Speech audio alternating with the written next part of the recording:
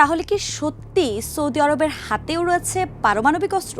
মধ্যপ্রাচ্যের উত্তপ্ত ভূরাজনীতিতে এমন প্রশ্ন এখন ঘুরপাক খাচ্ছে বারবার।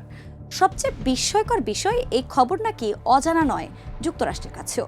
আর এখানে উঠছে বড় প্রশ্ন, মার্কিন প্রেসিডেন্ট ডোনাল্ড ট্রাম্প কেন নীরব?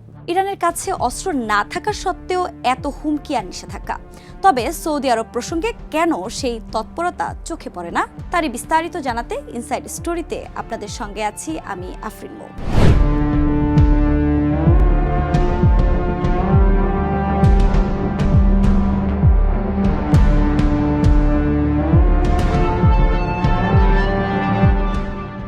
মধ্যপ্রাচ্যের রাজনীতিতে নতুন করে উত্তাপ ছড়িয়েছে এক বিস্ফোরক দাবি। ইরানের সাবেক সামরিক কমান্ডার হুসেইন কানানি অভিযোগ করেছেন, সৌদি আরবের কাছে পারমাণবিক অস্ত্র রয়েছে, আর এ তথ্য যুক্তরাষ্ট্রেরও অজানা নয়। এমনকি এ তথ্য রয়েছে ইসরায়েলের কাছেও। রাশিয়ার সংবাদ মাধ্যম রাশিয়ান টুডেকে দেওয়া এক সাক্ষাৎকারে হুসেইন কানানি এ বিস্ফোরক দাবি করেন।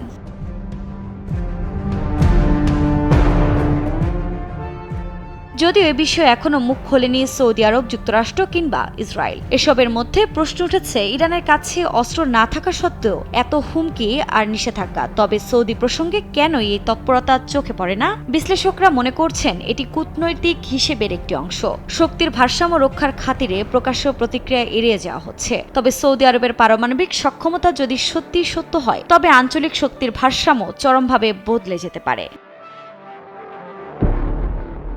ইরানের সাম্প্রতিক সরকার বিরোধী বিক্ষোভের কথা টেনে হুসেইন কানানি বলেন, বিক্ষোভে ইসরায়েলি গোয়েন্দা সংস্থা মোসাদ ও মার্কিন গোয়েন্দা সংস্থা আড়াল থেকে সব রকমভাবে বিক্ষোভ জারি রাখতে সহায়তা করেছে। তাদের লক্ষ্য শুধু ইরানের সরকার পতন নয়, বরং ইরানকে পুরোপুরি ভেঙে চুরে ফেলা এবং সেই পরিস্থিতির সুযোগ নেয়া। গত ডিসেম্বরে ইরানের সরকার বিরোধী বিক্ষোভ শুরু হলে দেশটির সরকার কঠোর হাতে আন্দোলন দমন করে। বিক্ষোভ দমন করা শুরু করার পর ট্রাম্প ইরানে সামরিক অভিযানের হুমকি দিয়েছিলেন। এ নিয়ে দুদেশের মধ্যকার উত্তেজনার পারদ চড়তে থাকে। এখন আরব সাগর, লোহিত সাগর, পারস্য উপসাগর ও হরমুজ প্রণালীতে যুক্তরাষ্ট্রের 5টি বিমানবাহী যুদ্ধজাহাজ এবং রণতরী টহল দিয়ে বেড়াচ্ছে, যা ইরানের জন্য অত্যন্ত অস্বস্তিকর।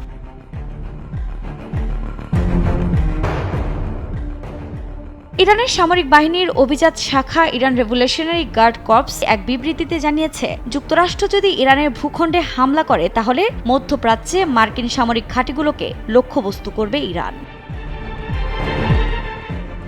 ইরানকে আলোচনার টেবিলে বসাতে এবার আরও বেপরোয়া হয়ে উঠেছেন মার্কিন প্রেসিডেন্ট ডোনাল্ড ট্রাম্প। হুমকি ধামকি কাজে না লাগলে প্রয়োজনে হামলা চালানো হবে বলেও সাফ জানিয়ে দিয়েছেন তিনি।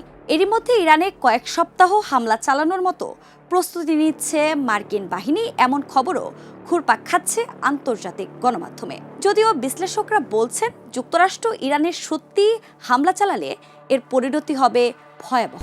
যুক্তরাষ্ট্র মধ্যপ্রাচ্য অঞ্চলে তাদের সামরিক উপস্থিতি আরও জোরদার করার পরিকল্পনায় অনড় রয়েছে বলে ইঙ্গিত দিয়েছেন মার্কিন প্রেসিডেন্ট ডোনাল্ড ট্রাম্প। মধ্যপ্রাচ্যের দিকে এগোনো যুক্তরাষ্ট্রের সর্বাধুনিক এবং বিশ্বের বৃহত্তর বিমানবাহী রণতরী জেরাল্ড আর ফোর্ড সম্প্রতি ক্যারিবীয় অঞ্চলে তার এসকর্ট জাহাজসহ পরিচালিত হচ্ছে। চলতি বছরের শুরুতে ভেনেজুয়েলায় পরিচালিত অভিযানেও অংশ নেয় রণতরীটি। এর আগে মধ্যপ্রাচ্যে নিজেদের সামরিক শক্তি বাড়াতে ইউএসএস আব্রাহাম লিঙ্কন রণতরী পাঠায় ওয়াশিংটন। এর সঙ্গে রয়েছে 3টি গাইডেড ক্ষেপণাস্ত্র ধ্বংসকারী জাহাজ।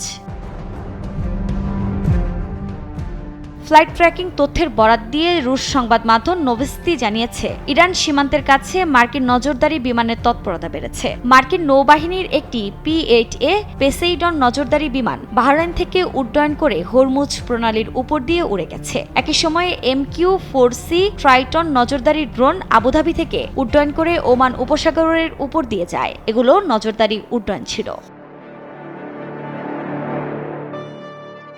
এদিকে ইরানে কয়েক সপ্তাহ সামরিক অভিযান চালানোর সম্ভাবনা মাথায় রেখে প্রস্তুত হচ্ছে যুক্তরাষ্ট্রের সামরিক বাহিনী। বিষয়টি সম্পর্কে জানেন এমন 2 মার্কিন কর্মকর্তার বরাতে একথা জানায় বার্তা সংস্থা রয়টার্স। প্রেসিডেন্ট ডোনাল্ড ট্রাম্প নির্দেশ দিলেই হামলা শুরু হবে। ওই কর্মকর্তারা বলেন, যদি এমন পরিস্থিতি তৈরি হয়, তবে যুক্তরাষ্ট্র ও ইরানের মধ্যে আগে দেখা যে কোনো সংঘাতের তুলনায় এটি অনেক বেশি গুরুতর রূপ নিতে পারে। এই পরিকল্পনার সংবেদনশীল হয় ওই কর্মকর্তারা নাম প্রকাশ করতে রাজি হননি। তবে পরিকল্পনার খবর বাইরে আসায় যুক্তরাষ্ট্র ও ইরানের মধ্যে চলমান কূটনৈতিক তৎপরতায় নিশ্চিতভাবে চাপ বৃদ্ধি করবে এমনটাই মত বিশ্লেষকদের। আর যুক্তরাষ্ট্র ইরানের সত্যি হামলা চালালে এর ভয়াবহ পরিণতি হবে বলেও মনে করছেন তারা।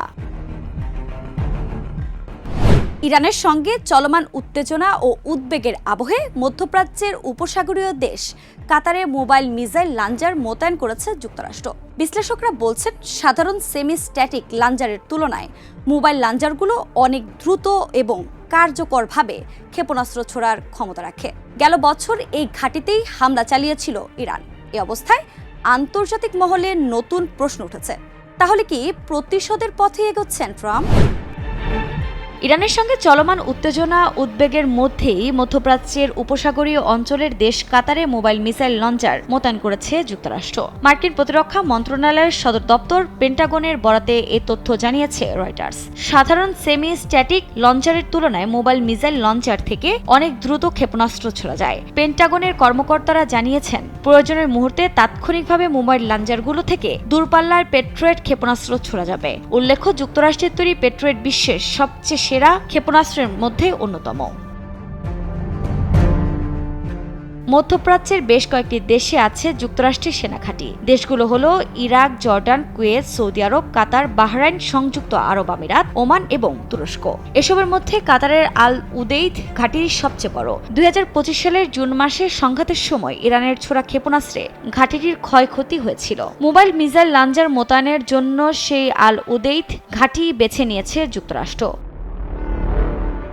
এ অবস্থায় আন্তর্জাতিক মহলে নতুন প্রশ্ন উঠেছে, তাহলে কি প্রতিশোধের পথে এগোচ্ছে ডোনাল্ড ট্রাম্প? বিশ্লেষকরা সতর্ক করে বলেন, এই মোতায়েন শুধু প্রতিরক্ষা নয়, এটি মধ্যপ্রাচ্যের শক্তির ভারসাম্য দেখানোরও একটি সংকেত। মধ্যপ্রাচ্যের এই উত্তেজনা এখন বিশ্ব সম্প্রদায়ের নজর কাড়ছে। শেষ পর্যন্ত প্রশ্নটা এখন স্পষ্ট, ইরানে যুক্তরাষ্ট্র কি হামলা চালাবে নাকি সবকিছু হুমকি আর ধামকিতেই থেমে থাকবে? তবে মধ্যপ্রাচ্যের দেশটিতে যুক্তরাষ্ট্র আগ্রাসন চালালে গোটা অঞ্চলই এর ভয়াবহ পরিণতি ভোগ করবে বলে মত বিশ্লেষকদের।